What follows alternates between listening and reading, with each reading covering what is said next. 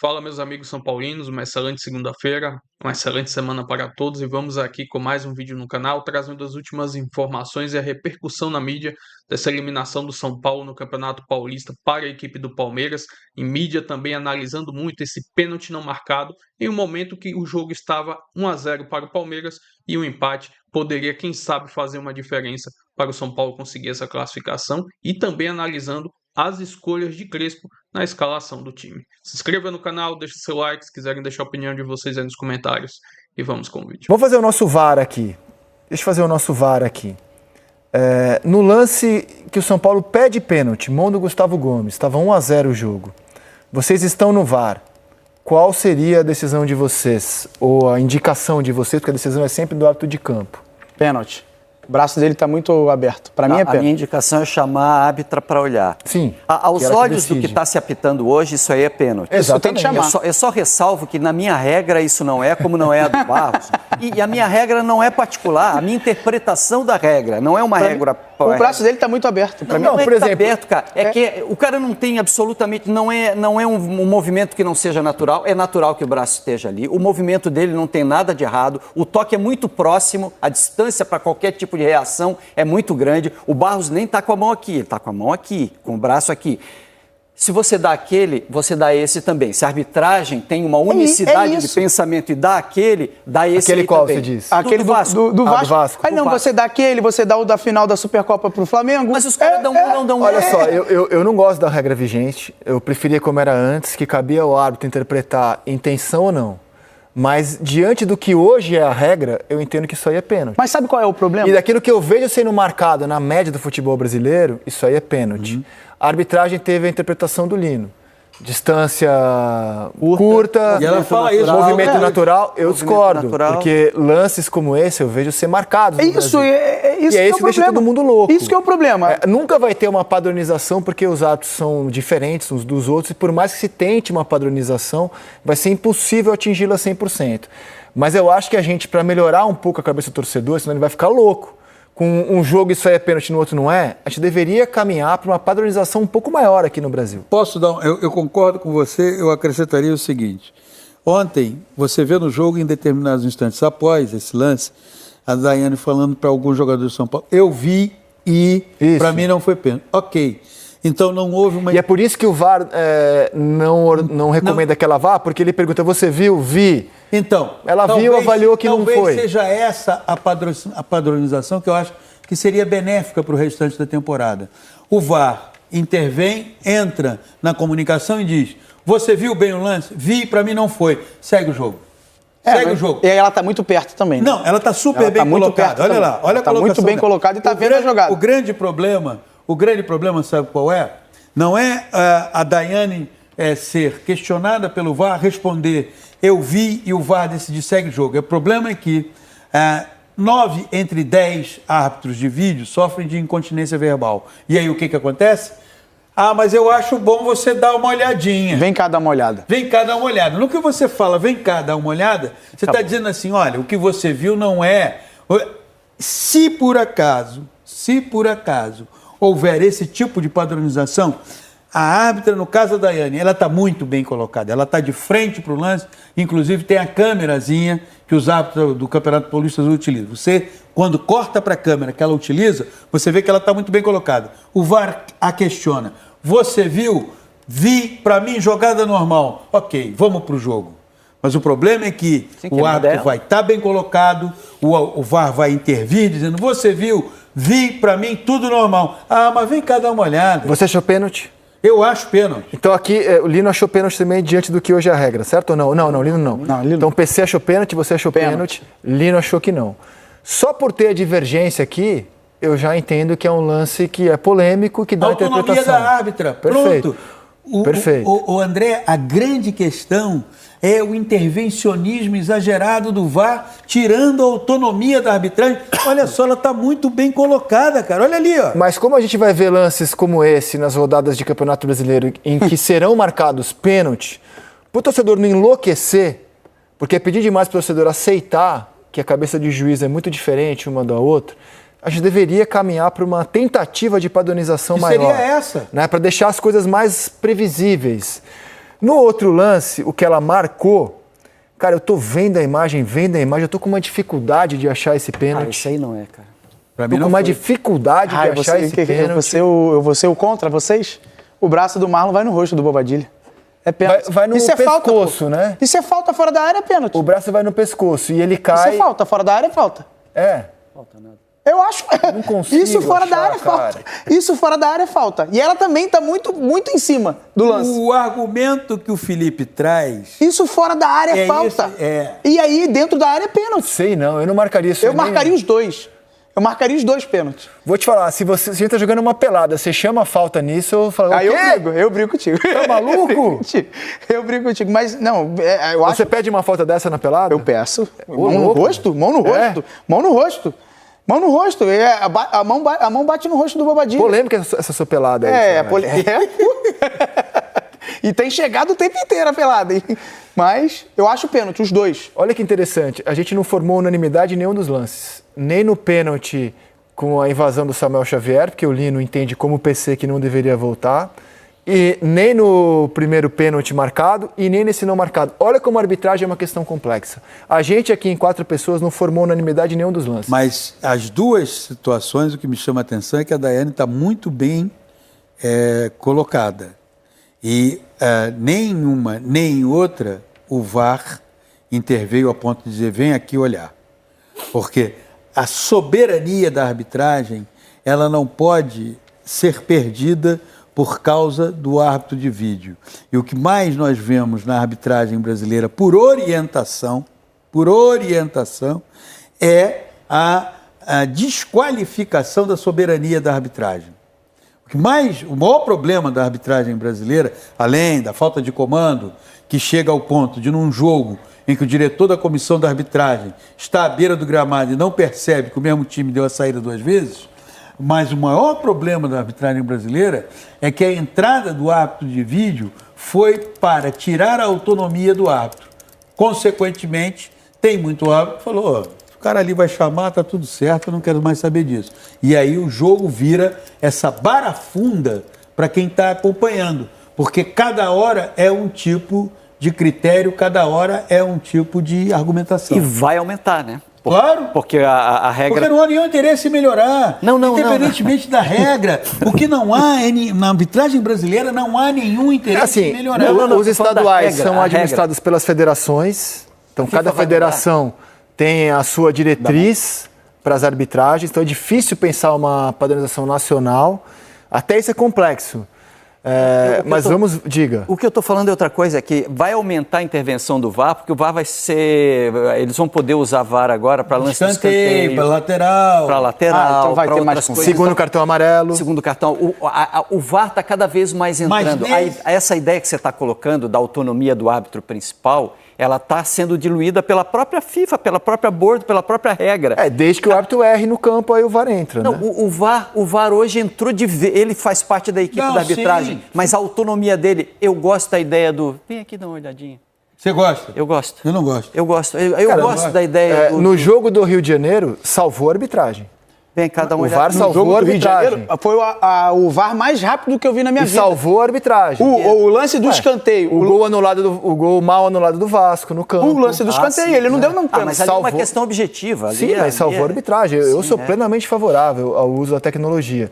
E as novidades citadas pelo Lino vão começar na Copa do Mundo desse ano e para o futebol de clubes só em 28 no mundo inteiro. Conosco mais uma vez também com as informações do São Paulo. Bem-vindo de novo, Vlad. Beijo pra você. Outro beijo para você também, Glaucio. Um abraço para o pessoal do estúdio, também para os fãs de esportes. O São Paulo que vive a ressaca da eliminação no Campeonato Paulista para o Palmeiras e também chegou a uma questão de perder a invencibilidade de 8 jogos. Eram 7 vitórias e apenas um empate. Teve fim essa sequência positiva do tricolor paulista. Também foi a terceira derrota do técnico Hernan Crespo para o Abel Ferreira. Logo depois da partida, muita reclamação em relação ao VAR, ao pênalti que o Gustavo Gomes teria cometido para o São Paulo e não foi marcado pela arbitragem também contra o VAR. Então o São Paulo ficou muito chateado com essa situação e os torcedores também questionaram muito o técnico Hernan Hernan Crespo a respeito da utilização do Danielzinho, que vinha sendo titular na equipe, muito bem inclusive, mas que começou a partida no banco de reservas e o Luan começou como titular. O Danielzinho entrou no segundo tempo, segundo o Hernan Crespo, justamente porque o jogador não apresentava 100% de condições físicas. Agora a gente vai ouvir os personagens do jogo, Caleri, o técnico Hernan Crespo e também o Rui Costa, dirigente do São Paulo, falando a respeito dessa eliminação. A gente trabalhou toda a semana de um jeito e a gente com 7 minutos toma um jeito que não podia. A gente se hoje. Foi um jogo onde a gente acho que regalou o primeiro tempo. Segundo tempo a gente jogou muito bem, mas não alcançou para levar a vitória. Ou acontecem as coisas como aconteceu no Morumbi, que foi escandaloso, senão eu não falo da arbitragem. As imagens falam, depois cada um ele acha, juntos com o VAR, escolheram que não era assim, acabou. O que eu estou fazendo aqui não é reclamar da arbitragem porque perdi o jogo. Nós estamos reclamando de um jogo que estava absolutamente equilibrado e que naquele momento, se marca um pênalti que é evidente, o jogo poderia ser outro. Eu poderia nem estar aqui hoje, que houve um erro definitivo no processo, porque nós perdemos o jogo de 2-1. Não tem qualquer tipo de justificativa. A não marcação, a não utilização do VAR não teria uma justificativa no nosso entender. O São Paulo agora vira a chave e se prepara para o jogo contra a Chapecoense apenas no dia 12 de março pelo Campeonato Brasileiro. A partida deve ser disputada no estádio do Canindé. Volto com você, Gláucia. Obrigada, Vlad. Boa sequência de trabalho aí para você também. Essa eliminação bateu no tricolor do Morumbis, porque houve uma insatisfação. O que eu apurei também é que os dois times se sentiram prejudicados no jogo de ontem, tanto Palmeiras como São Paulo. No São Paulo, o Hernan falou aqui nos bastidores, antes de iniciar realmente a live, que teve o lance do pênalti da mão do Gustavo Gomes e teve outras insatisfações ao longo da partida, mas o Palmeiras também reclamou de muitas faltas não marcadas pela árbitra Daiane Muniz. Mas houve essa insatisfação, o Palmeiras se sentiu prejudicado, mas foi aquele sentimento de alívio, sabe? Pô, caramba, foi mal, mas estamos classificados. É isso que importa, esse é o sentimento do Palmeiras, Hernan, e do São Paulo. Assim, o São Paulo, o São Paulo entende que faz uma, vamos dizer assim, uma autocrítica. A autocrítica do São Paulo, ela é muito sobre o primeiro tempo, muito sobre o desempenho do time no primeiro tempo, que poderia ter sido muito melhor, que o time acabou sendo inoperante e tomou um gol no começo. O próprio Caleri falava sobre isso. A gente treinou para esse jogo e tomou um gol da maneira que não podia ter tomado. Então, assim, falhas, a saída de bola, muito espaço. O próprio Abel na coletiva falou, o Luciano, ele deu muito espaço ali para a gente poder criar. Então, assim, não era um São Paulo que estava todo compactado, focado ali no jogo. Era um São Paulo que estava um pouco no primeiro tempo disperso, não parecia estar disputando uma decisão. Então era um São Paulo diferente, de fato. O Crespo explicou na coletiva que a entrada do Danielzinho, ele não aguentava 90 minutos, então ele optou pelo Luan, até para ter um time muito espelhado com o que é o Palmeiras. Se você for pensar na característica do Luan, é característica do Marlon Freitas. Mas acabou que o São Paulo entregou esse primeiro tempo, entre aspas, para não competir e competir a partir do segundo tempo. E aí entra a questão do pênalti não marcado do Gustavo Gomes. E que internamente no São Paulo eles entendem que atrapalhou demais. E o São Paulo não fica forçando ou focando só na questão do erro de arbitragem, no erro de não ter marcado o pênalti. O São Paulo não vira as costas para isso. Entende que deveria ter pelo menos olhado o monitor para marcar o pênalti ou para entender o lance ali, e não da maneira que foi. Entendi. E o São Paulo, você comentou também até da questão do Luan, né? O Luan iniciou entre os titulares no clássico de ontem e me pegou de surpresa, confesso, porque só tinha atuado em 30 minutos até então na temporada. E aí o Crespo larga com ele de início, né? E aí parece que a estratégia não deu muito certo, né? Pela característica, para mim tá muito claro que o Luan é um jogador de combate, é um jogador destrói jogadas, né? É um jogador que tem a qualidade de chegar na frente. Fez gol já contra o Palmeiras em final. Golaço, gol de título. Foi um gol que meio que desviou ali. Tá, não lembro. Na época, bateu no Felipe Melo e desviou no Everton. Tirou do Everton. Mas assim, o Luan é um jogador importante dentro do elenco do São Paulo. Um cara que está treinando, dedicado, poderia ter saído já em algumas janelas e não saiu, decidiu apostar. É uma escolha do treinador. Ali é a escolha.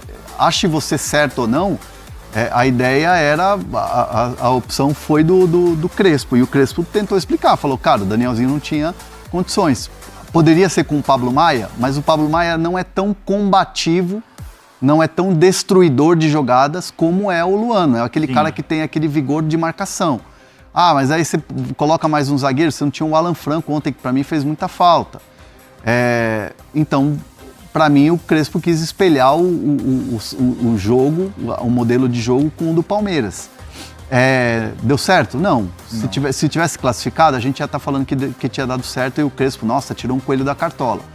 É muito o resultado que rege muito o teu humor, aquilo que você vai comentar, aquilo que você vai achar e tudo mais.